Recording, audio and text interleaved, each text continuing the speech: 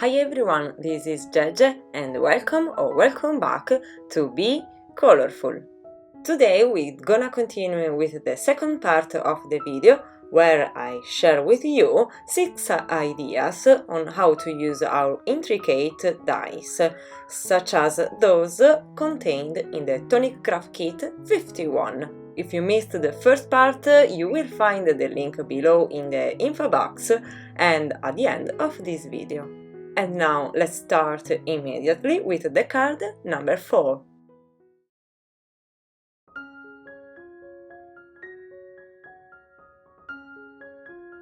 These types of dies, like all dies, can be used to make a dry embossing on paper. To do the dry embossing, we need a special mat for our die cutter machine. In the case of the Big Shot, you need the rubber mat or silicone mat and the impression pad. Follow the instructions of your die cutter machine for embossing with dies. With these two mats, you get the same effect as the embossing folders, but using the dies. According to the instruction of the Big Shot, which you can find in the base platform, you must use base number 1, but I will use base 0. As I am going to emboss on a very thick 300 GSM cardstock. I made several tests and with base number 1 the paper ruined too much. So we place the die facing upward on a cutting plate. Then the cardstock on top of the die, the rubber mat, and finally the impression pad. And here we go.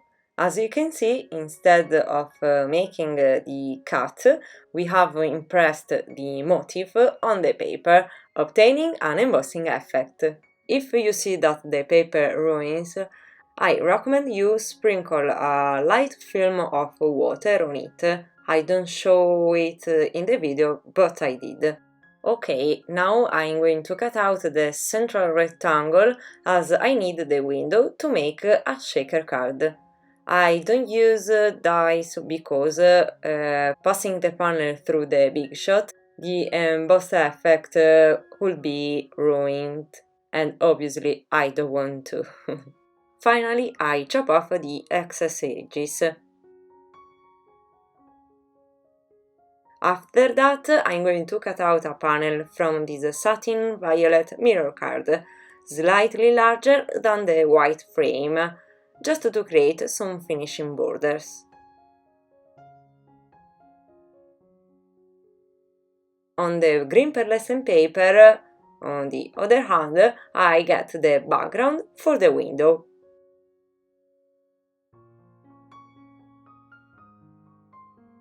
Then I cut out a piece of acetate to glue on the back of the window.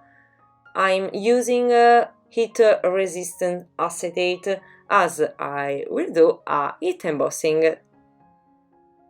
I place one of the sentiments included in the kit in the center of the window.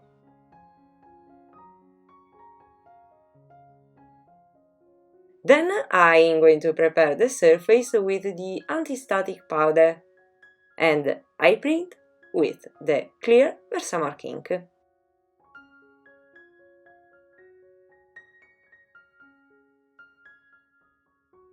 Finally, I sprinkle the embossing powder, the silver embossing powder included in the kit, and melt it with my heat tool.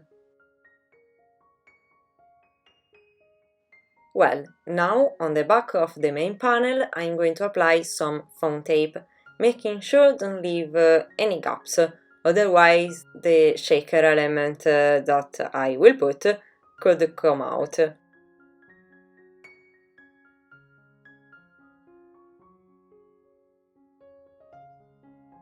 Now I fill the shaker card with the pink flower-shaped confetti included in the kit, and I close it with the teal background.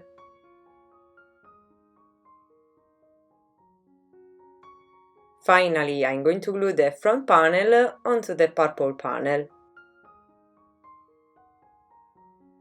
Now we can choose whether to attach it on a normal card base, or, as in my case, I have decided to make an easel card. I take the measurement of the main panel. I usually use the standard sizes, but in this case the panel is slightly smaller than the 4¼ by 5½ inches standard card.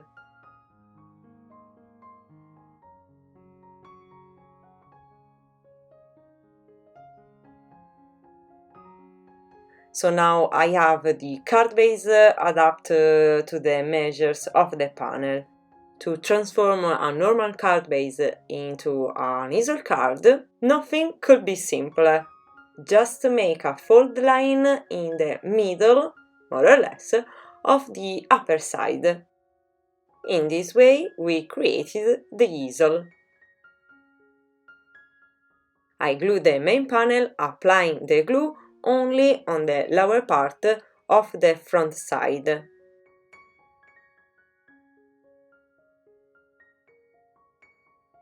And the easel card is pretty finished. To keep the front of the easel card standing, it is necessary to put something that blocks it. I decided to cut out the sentiment included in the kit. I die cut one more time on the satin violet mirror card, and I'm going to layering the small art inside the sentiment.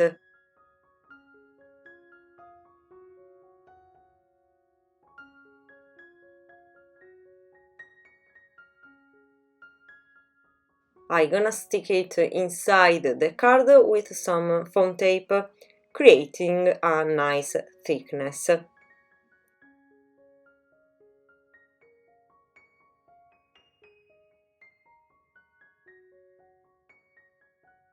Finally, I'm going to add a few drops of Nuvo Aqua Green Vintage Drop included in the kit.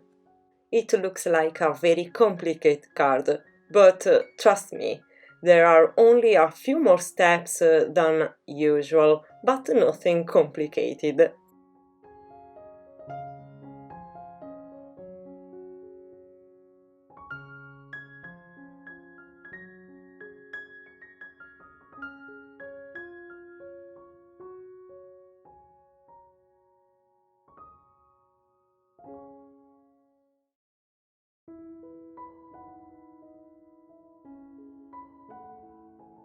The fifth idea that I'd like to propose to you for using this type of dies is to use only some portions of the intricate design. So I'm going to die cut only a part of the die, to then separate this part that interests me with my scissors.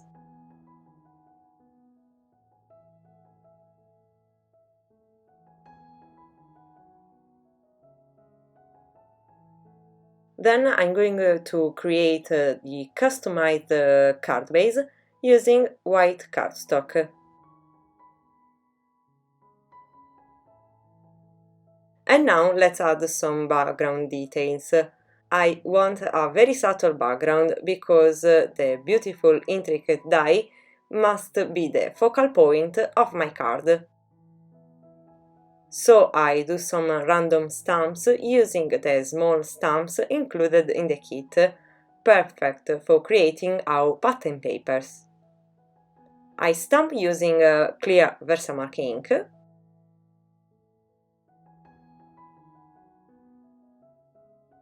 Then I make the heat embossing with white embossing powder.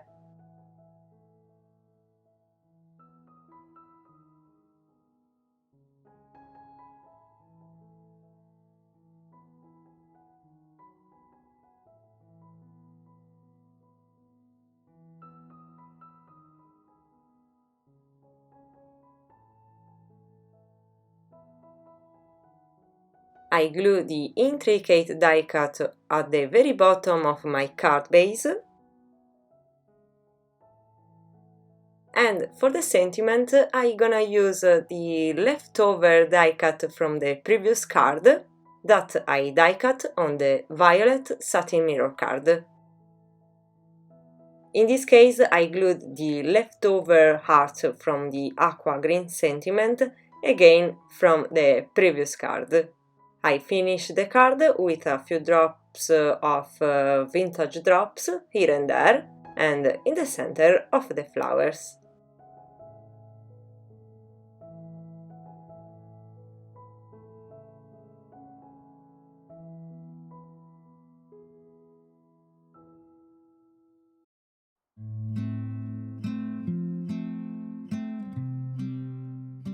For this card, I repeat the same idea, but using the other die included in the kit, and separate the portion with the roses. While the other card had an elegant and modern look, this one will have a more vintage and shabby chic style. I decided to die cut on a plain white cardstock as I will make it stand out by putting a background with the beautiful salmon pink cotton paper included in the kit.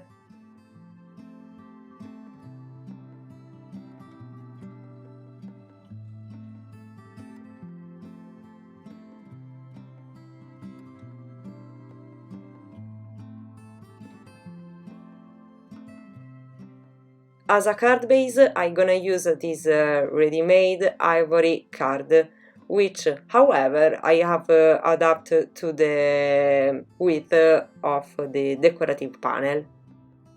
For the sentiment, on the other hand, I used one of the dies from the kit on the aqua green embossed paper. Now I attach it on a white background.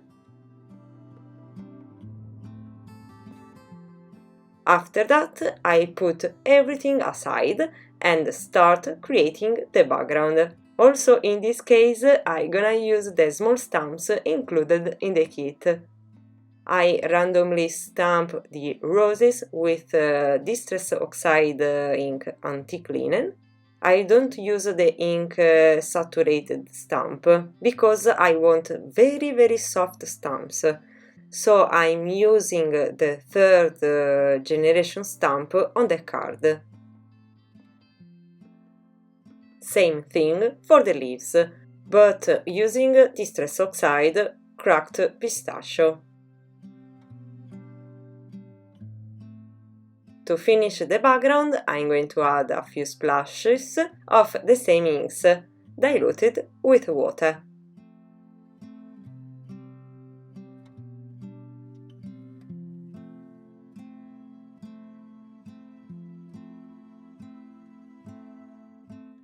To give a slightly more vintage touch to the white die cut, I'm going to dirt it a little with antique linen, always diluted with water. Same thing for the two white background of the sentiment. I glue the decorative panel at the very bottom of the card base. And to the sentiment, I'm going to add two hearts die cut on the cotton paper.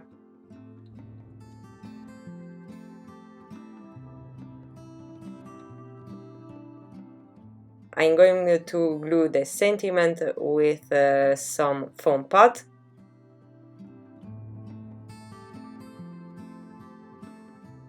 And as a finishing touches, I'm going to create a few drops with the peppermint vintage drop of the kit.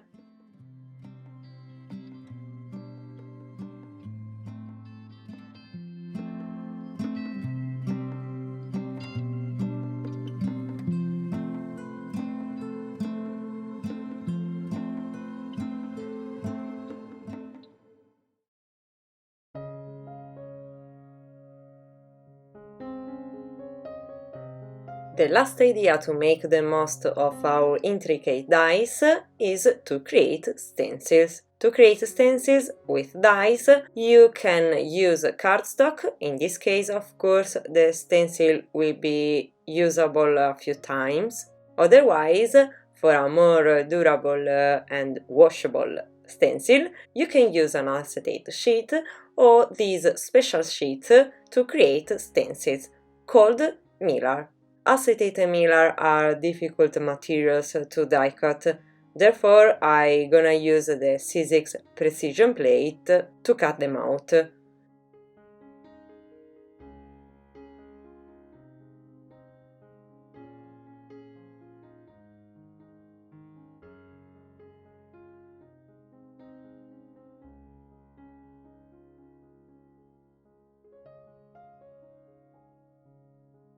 Now that our stencils are ready, let's move on to creating the panels. I cut out 4 of them using watercolor paper. On the back of the panels I am going to apply masking tape, removing some of the thickness because this one I'm using is too strong and risks to ruin the paper.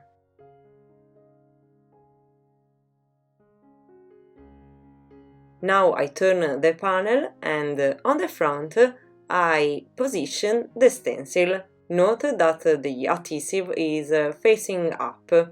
In this way the stencil will remain attached. For this card I'm gonna use the mousses included in the kit, that is the aqua green crackle mousse and the violet expanding mousse.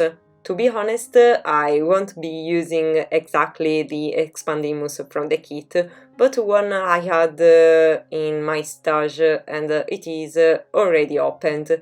It's the same color anyway. To spread the texture pastes, take a little bit of product with the lower part of the spatula and spread it on the surface of the stencil. The revelation part is the most exciting. And voila! This mousse, while it dries, cracks, creating a truly wonderful effect. Let's put back the excesses on the container and we immediately clean the stencil with a baby wipe or a towel with water or directly on the sink. I'll do it when the job is done. Now, in fact, I place the stencil on the other panel and this time I experiment a little bit more, spreading both the crackle mousse and the expanding mousse. The expanding mousse can be used in 2 ways, obtaining 2 completely different effects. The first, very simple, let the mousse dry as it is. The second is to dry it with an embossing tool. This will expand with the heat, creating a fantastic spongy emboss effect. For the next panel I'm gonna use just the expanding mousse.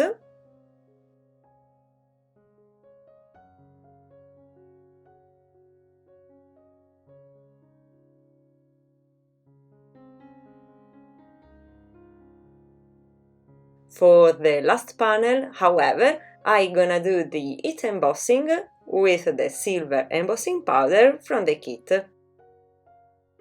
I'm going to dab the entire surface with a clear embossing ink.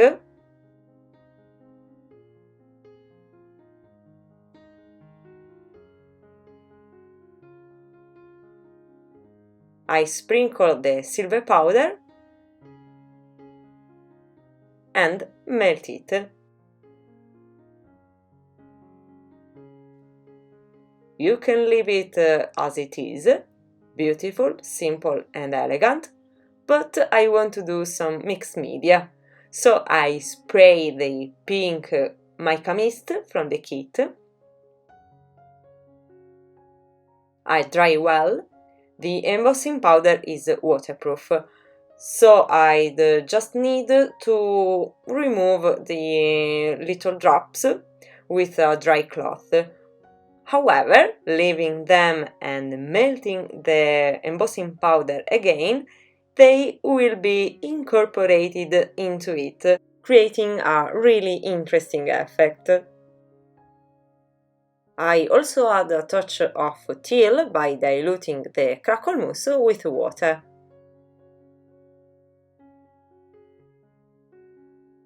Well, now let's turn these panels into 4 cards. To be precise, I'm gonna make shaker cards. For each one, I'm gonna choose the paper to make the finishing edges. I'm going to use only the papers included in the kit. After a careful selection, I'm going to cut out 4 panels that are 4 by 5¼ inches.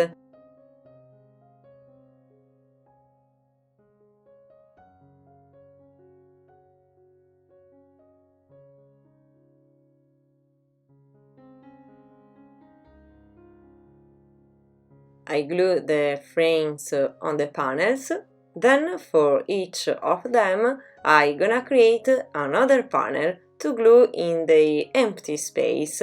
I don't use the die from the kit because it is smaller and I want to completely hide this space. So I simply take the measurement of the rectangle.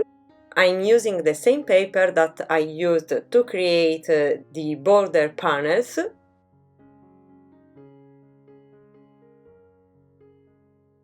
Except for the glitter paper.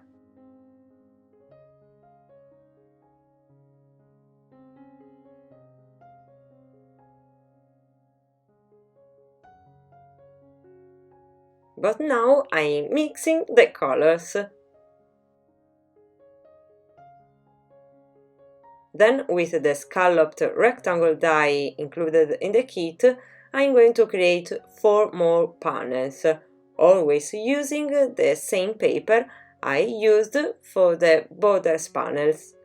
This time, however, I match the scalloped rectangles with the paper I used for the borders. On the scalloped rectangles, I'm going to die cut the sentiment, always included in the kit. And to bring out the sentiment a little bit more, I'm going to glue some vellum on the back to soften the background color.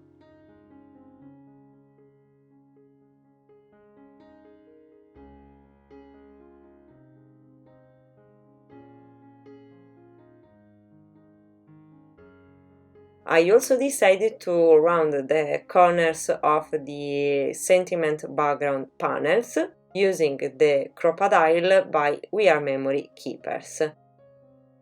At this moment I got the idea of trying to transform this card into shaker card, but obviously it is optional. They can also be glued as they are.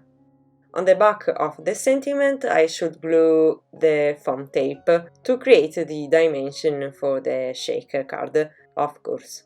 But I don't want to fight with the foam tape because I need to cut it out into very thin strips.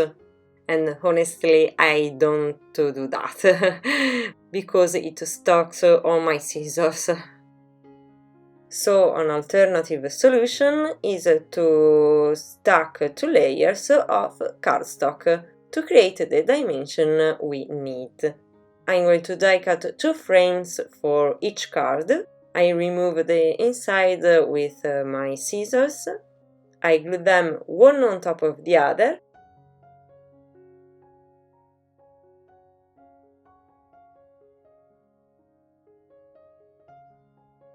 And then glue them on the back of the sentiment frame.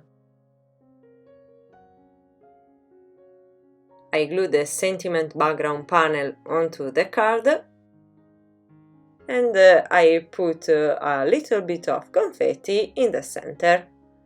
Finally, I glue the sentiment on top. Shaker cards with vellum create a really soft effect. I believe that in this case they add a step further without, however, taking too much attention away from the beautiful background we created with the stencils. So a soft shaker card was the right choice in this case. What do you think? I repeat the exact same steps for all the cards. For some I use dark teal confetti so that they create a little contrast with the background.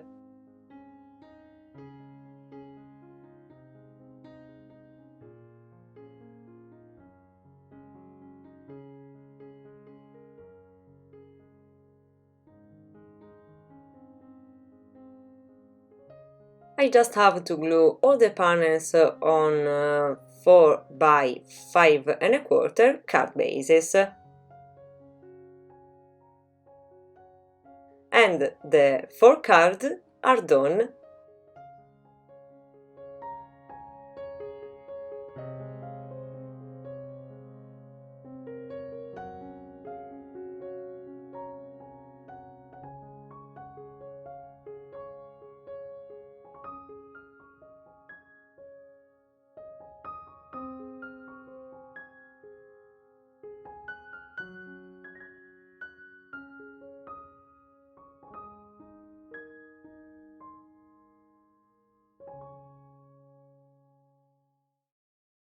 And we've come to the end of this second part of the video on 6 ways to use our intricate dies. I hope you liked this video and have inspired you to make the most of this type of dies. I remind you that if you like, you can leave me a thumbs up, a comment and subscribe to my channel. These little things will help your YouTubers a lot. So, I thank you for watching this video. See you next time. Bye bye and be colorful.